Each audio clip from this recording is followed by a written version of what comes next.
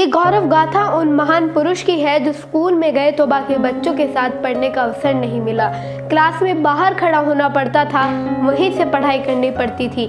कई बार प्यासे रह जाते थे क्योंकि स्कूल में चपरासी नहीं आते थे तो पीने को पानी नहीं मिलता था। कोई इनके लिए नल चलाना तक पसंद नहीं करता था। चपरासी आते थे तो नल चला देते थे, पानी पी लेते थे, लेकिन जिस दिन चपरासी नहीं उस दिन पानी नहीं।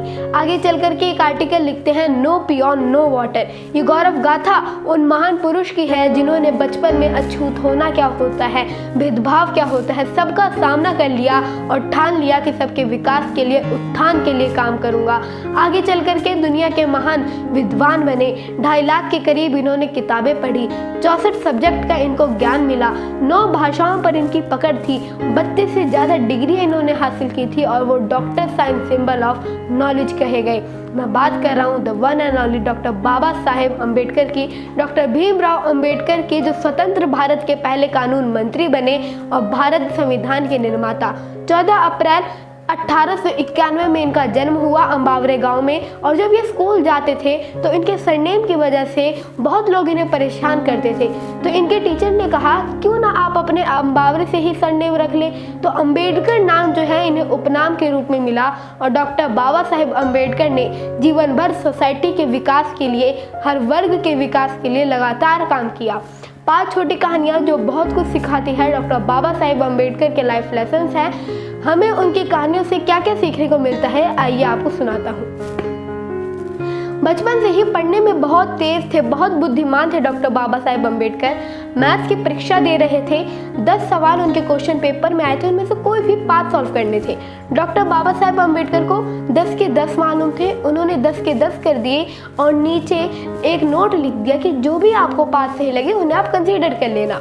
टीचर वो जो उनकी आंसर शीट थी उसे क्लास में लेकर के आए, सबको दिखाया, उनको लगा कि शायद डांटेंगे। टीचर ने कहा देखो वैसे तो ये नियमों के अपोजिट है, लेकिन मैं आपकी पकड़ को सलाम करता हूँ क्योंकि आप इस सब्जेक्ट को बहुत बारीकी से, बहुत अच्छे से समझ गए हो, इसलिए आपने 10 के 10 के सही जवाब दिए हैं। इनके लिए बाकायदा तालियां बजवाई।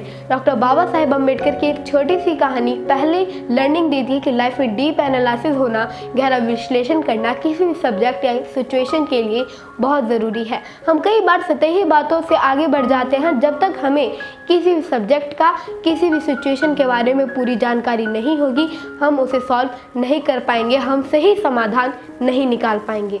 दूसरा किस्सा रिजर्व बैंक ऑफ इंडिया को लेकर के बहुत कम लोग जानते हैं कि आरबीआई के पीछे भी डॉक्टर बाबा साहेब अम्बेडकर की ही सोच थी। उनकी एक बुक है द प्रॉब्लम ऑफ रूपी, its origin and it's solution. उनके बेसिस पर ही रिजर्व बैंक ऑफ इंडिया की स्थापना की गई। 1926 में अंग्रेजों ने रॉयल कमीशन, जिसे हिटलर कमीशन कहा गया, उसे भारत भेजा। पहले विश्व युद्ध के बाद इंडियन करेंसी, जो हमारी करेंसी थी, उसकी हालत बहुत ही गिरती जा रही थी। डॉक्टर अंबेडकर हिटलर कमीशन के सामने पेश हुए। अपनी बुक के बेसिस पर उन्होंने कहा कि आरबीआई जैसी जो बैंक है वो हमें बनानी होगी और बाद में इनके सुझावों को माना गया।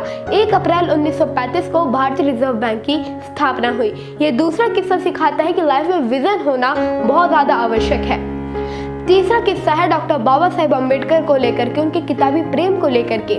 उनकी एक पर्सनल लाइब्रेरी थी, उसका नाम था राजगृह। उसमें उन्होंने 50,000 से भी ज़्यादा बुक्स इकट्ठी करके रखी थी। उनसे कोई कहता था कि मुझे ये किताब उधार दे दीजिए पढ़ने के लिए, तो वो उधार नहीं देते थे। वो कहते थे कि आप मेरी लाइब्रेरी में आइए, वहाँ आकर के आप एकदम अच्छे से मेरी किताब को पढ़िए। बाबा साहेब अम्बेडकर के एक सहयोगी ने एक किस्सा शेयर किया कि जब हम दिल्ली गए, पुरानी दिल्ली का एक एरिया था, वहाँ पर किताबें मिला करती थी। पुरानी किताबें खरीदने का वो अड्डा हुआ करता था। वहाँ मैं उनको लेकर के गया, उनसे कहा कि हमें लंच करना चाहिए, लंच का समय हो गया है, जल्दी चलिए फटाफट चलते हैं भोजन करने के लिए। लेकिन वो वहीं रुके रहे। उनके वहां पहुंचने के बाद लोगों को पता चल गई और वहां पर भीड़ इकट्ठी हो गई। लेकिन इतने सारे लोगों के बीच में भी उन्होंने अपने लिए लगभग 20 से 24 किताबें अपने लिए खरीद ली। इतना उन्हें किताबों से प्रेम था। डॉक्टर बाबा साहेब अम्बेडकर ने अपने ज्ञान के आधार पर ही हमारे संविधान का निर्माण किया और लोगों तक उनका हक मिले, इस बात को सुनिश्चित किया। तो सबसे इम्पोर्टेंट लर्निंग लाइफ लेसन है कि नॉलेज गेन करते रहिए। अगर आपके पास कुछ भी नहीं है, आपको लगता है कि मैं क्या करूं, मैं फ्री हूं, डॉक्टर बाबा साहेब अम्बेडकर कहते हैं कि किताबें पढ़ना शुरू कर दीजिए। एक सब्जेक्ट ही छोड़िए, दूसरे की पढ़ना शुरू कीजिए। किताबें सबसे अच्छी दोस्त होती है इंसानों की। 1943 के लगभग की बात है। डॉक्टर बाबा साहेब अम्बेडकर भीमराव अम्बेडकर वारसाई काउंसिल में शामिल हुए और वारसाई काउंसिल में उन्हें लेबर मिनिस्टर श्रम मंत्री बनाया गया और साथ ही पीडब्ल्यूडी का भी जिम्मा उन्हें सौंपा गया। ये जो डिपार्टमेंट था इसका बजट बहुत ही मोटा था।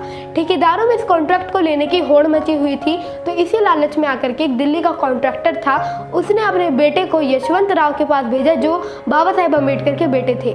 उन्होंने कहा कि आप ये कॉन्ट्रैक्ट हमें दिलवा दीजिए, 20, 25, 50 तक का जो भी कमीशन बनेगा वो आपका हो जाएगा। यशवंत जी भी थोड़े लालच में आ गए, अपने पिताजी के पास गए, डॉक्टर बाबा साहेब अम्बेडकर के पास गए। उन्होंने कहने लगे तो डॉक्टर बाबा साहेब अम्बेडकर ने उन्हें डांट दिया, कहा कि मैं अपने बेटे के उत्थान के लिए नहीं, अपने समाज के उत्थान के लिए यहाँ आया हूँ। चौथी लर्निंग कि आजकल के लीडर्स को भी ये लर्निंग लेनी चाहिए कि सोसाइटी के हर व्यक्ति को भी लेनी चाहिए कि honesty is the best policy. ईमानदारी के साथ रहिएगा, ईमानदारी का साथ कभी मत छोड़िए। पांचवा किस्सा बहुत छोटा सा है लेकिन बहुत बड़ा मैसेज देता है। यूएससी की यूनिवर्सिटी में डॉक्टर बाबा साहेब अम्बेडकर उस समय पढ़ाई कर रहे थे और वहाँ पे एक लाइब्रेरी थी। उसके खुलने से पहले ही वहाँ पहुँच जाते थे और जब लाइब्रेरी का समय समाप्त हो जाता था फिर भी पियोन से रिक्वेस्ट करते रहते थे कि प्लीज़ मुझे थोड़ी देर और बैठने दो। एक दिन पियोन ने पूछ लिया कि तुम अपनी लाइफ में चाहते क्या हो, मौज मस्ती नहीं करना चाहते? बाहर देखो बच्चे कैसे पार्टी कर रहे हैं, एंजॉय कर रहे हैं। डॉक्टर बाबा साहेब अम्बेडकर ने कहा कि अगर मैं मौज मस्ती में डूब गया तो उधर मेरे लोगों का ख्याल कौन रखेगा? मुझे पढ़ाई करनी है, अपने लोगों का उत्थान करना है। ये पांचवा किस्सा ये शेयर करता है कि लर्निंग सबसे बड़ा लाइफ लेसन है कि हमें सबका ख्याल रखना आना चाहिए, सबके लिए केयर करनी चाहिए, जो फीलिंग्स है उन्हें अपने अंदर पैदा करना चाहिए। और जाते जाते डॉक्टर बाबा साहेब अम्बेडकर की 3 बड़ी कमाल की बातें। सबसे पहली, जो इंसान अपनी मौत को हमेशा याद रखता है वो कभी गलत काम नहीं करता। दूसरी, अपने भाग्य की जगह अपनी मेहनत को, अपनी मजबूती पर विश्वास करना शुरू कर दीजिए। तीसरी, जिंदगी लंबी नहीं महान होनी चाहिए। जिन्हें इंसानों ने छूने नहीं दिया उन्होंने आसमान छू लिया।